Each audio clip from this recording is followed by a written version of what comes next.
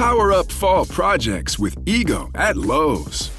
Every tool delivers power beyond belief. So whether it's leaves, limbs, or lawn cleanup, count on Ego to deliver the power, performance, and innovation you need.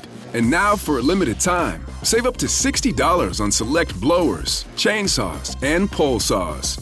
Shop Ego today at Lowe's. Offers valid through 10/1 while supplies last. Selection varies by location. All right, so today we're diving into the SEC championship game. Yeah. And, you know, it's a pretty big deal, even if you're not, you know, like a diehard SEC fan. Oh, absolutely. And we're gonna figure out why. Yeah. We're gonna go through the history. Yeah. You know, the format. Yeah. Change all the dynasties that make this game so legendary. Yeah, you know what's really interesting? And that the SEC championship was actually a pioneer back in '92. Okay. It was the first conference championship game Wow. in all of college football. I mean, can you imagine that, like, being a college football fan back then? Yeah. And there's no, like, big showdown for the conference title? Right. No automatic bid to a, you know, like a major bowl game? Yeah. It's crazy to think about now. Yeah, absolutely. I mean, the SEC really kind of set the stage. Yeah. And everyone else followed. Wow. So picture this, December 5th, 1992, Okay. Legion Field in Birmingham, Alabama. Got it. The energy is electric. Yeah. You have the Alabama Crimson Tide, led by Gene Stallings. Oh, yeah. They're clashing with Steve Spurrier's Florida Gators, and it's for the very first SEC championship title. I mean, that must have been an incredible game to be at. It was. Like, did people realize at the time how big of a deal it was going to become? Yeah, you know, I think the significance of that game wasn't just the game itself, but what it represented. Okay. The SEC was kind of asserting its dominance, and I think it set off like a chain reaction. Yeah. Other conferences saw the excitement, the high stakes. Right. They realized, hey, a championship game could really elevate our profile too. Yeah. They're like, we need one of those. Exactly. Wow. So they really started a trend that changed the whole landscape of college football. Yeah, it's pretty amazing. But the SEC championship itself has gone through some pretty big changes too, right? For sure. I mean, it's not in Birmingham anymore. Yeah, it's not in Birmingham anymore. Where is it now? It eventually made its way to Atlanta, Georgia, Oh. first to the Georgia Dome, and now it calls the Mercedes-Benz Stadium home. Ah, very nice. Yeah. And, you know, this move wasn't just about needing a bigger space. It really reflects how the SEC championship grew into a national event, Oh, wow. you know, drawing huge crowds, media attention from all over the country. So things seem to be going pretty well.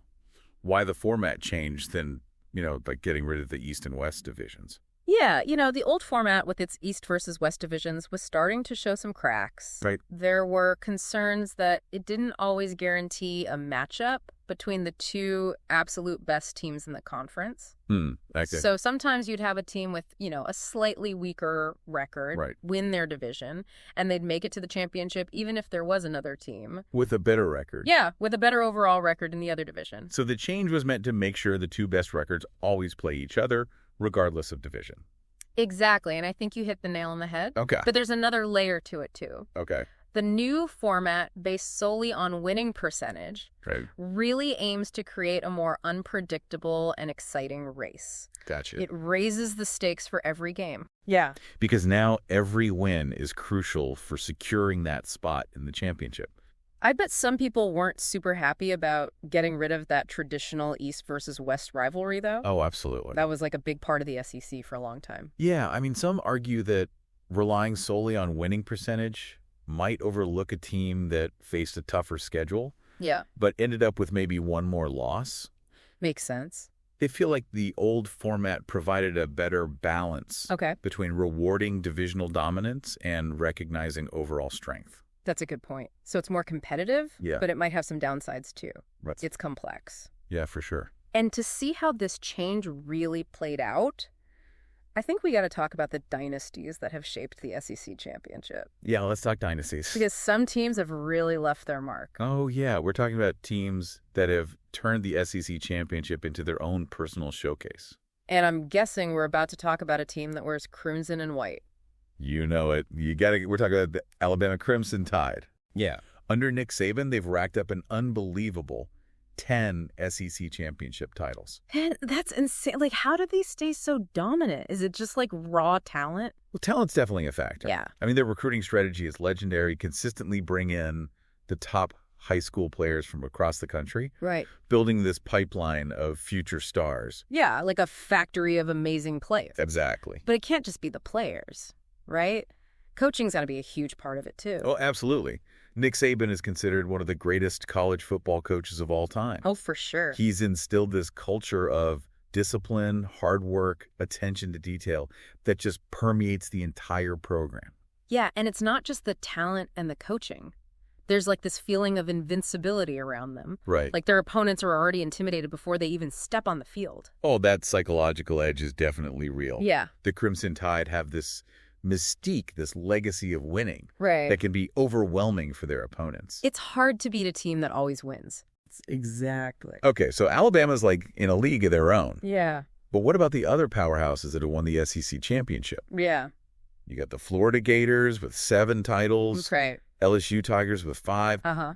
Those programs have had some incredible moments. Oh, yeah, some legendary players. Yeah, for sure. I mean, Florida's run in the 90s under Steve Spurrier, Oh, yeah. they were electrifying. Yeah. Known for their high-scoring offense and their ability to dismantle even the toughest defenses. And LSU, just a few years ago, with Joe Burrow and Jamar Chase. Oh, yeah. National championship. Unstoppable. Yeah, the SEC just seems to produce some of the most exciting players. Yeah. And speaking of exciting players and recent dominance, Yeah. we got to talk about the Georgia Bulldogs. Oh, yeah, the back-to-back national champs. Already clinched a spot in the 2024 SEC championship game. They are the team to beat right now. Yeah. What do you think makes them so good? Their defense is just suffocating, Yeah. and their offense is starting to find its groove. So who do you think is going to challenge them? Well, as of right now, it looks like Texas and Texas A&M are the top contenders. Okay. But you never know if few other teams can make a late-season push. Yeah, that's what's so exciting about this new format, right? Exactly. Ah, With no divisions, the race for the top 2 spots is wide open. totally. And speaking of the national landscape, let's talk about the college football playoff. Yeah. So winning the SEC championship pretty much guarantees you a spot in the playoff, right? Pretty much. I mean, the SEC is considered the toughest conference in college football. Yeah. So the committee that selects the playoff teams, they almost always give the SEC champion a spot. Yeah. And sometimes even the runner-up has a good chance of getting in. So the SEC championship isn't just about bragging rights in the conference. Yeah. It's about getting to the biggest stage in college football. That's why this game is always so intense. Yeah. The stakes are incredibly high for the players, the coaches, the fans. And, speaking of the fans, the SEC championship game is a cultural phenomenon. Yeah. It's more than just a game. It's an experience. Yeah, tell me about that. What's it like? Atlanta, it becomes a sea of colors and rivalries Wow. during SEC championship weekend. Okay. I mean, the tailgating starts days before the game, and the atmosphere is electric. I've heard about those tailgates. They sound wild. They're pretty wild. Like you need a whole week just to experience the pregame. Pretty much. And it's a testament to the passion and dedication of SEC fans. Yeah. They travel from all over the region, and even if their team isn't playing, Wow. they're there to soak up the atmosphere and celebrate SEC football.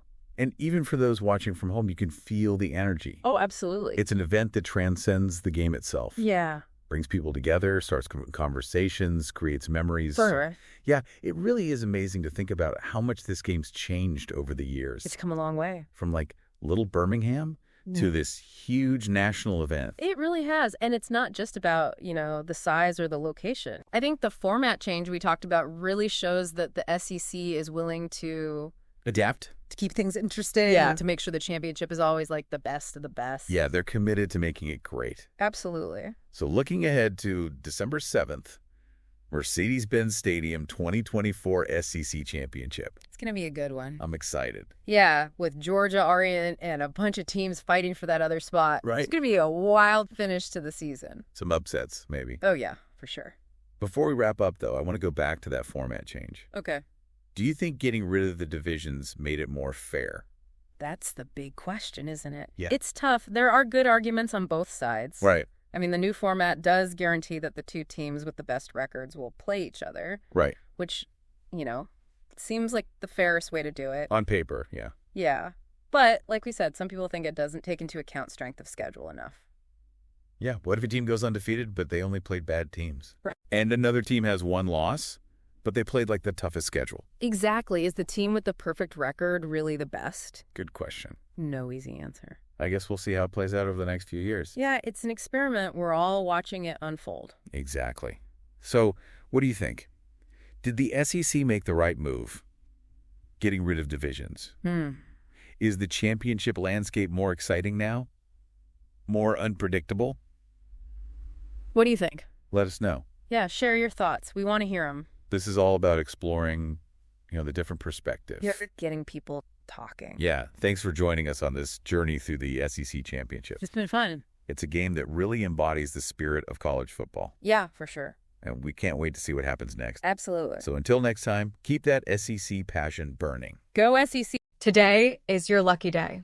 Today is the day that our $3 website works for you, paying you directly to your PayPal daily. Imagine $3 ongoing continuous payments to your PayPal account. Imagine falling asleep and waking up to $300 in your PayPal account. How would this make you feel? How could this help you? What bills could you pay? What kind of fun could you have? What does that retirement look like now?